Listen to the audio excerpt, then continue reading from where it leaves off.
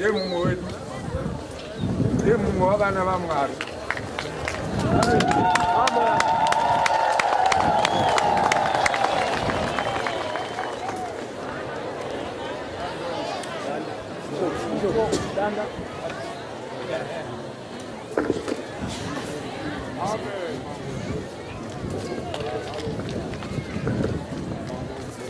Paulo Manda, we Africa, ye mtumwa w'ekingani, totenda za Yesu nani, mapanzwa, kuna bose banotenda Yesu naye zabandi rose.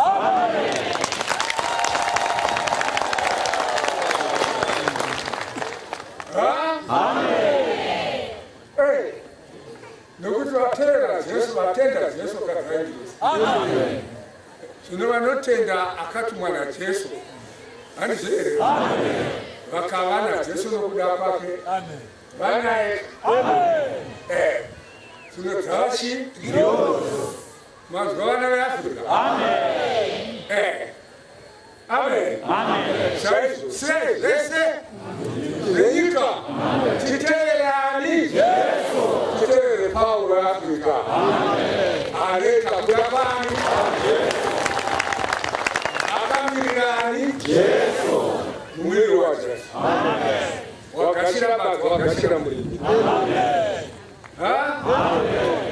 watora gwai watora mufudzi wabata gwai wabata mufudzi nayo wafamba munzira wasvika kumusha ndinorewa tishura kunotaka tichiziva nzira hamuna kusvika todzokera tisvike kuziva nzira kusvika.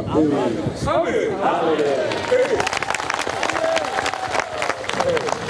Yoshanoda ndono tumubatsira vamwe vedu vamwe apostoli vedu Majoani Marangu. Haleluya. Vavene chive ya ndokuda kwangu iko ndokuda matu wangu iwe nokusokera chinda mumo wako sokera vonodi vabata zvinomotera murume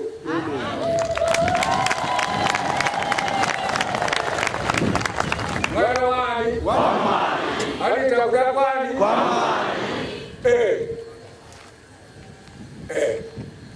haleluya wamona waona mwasa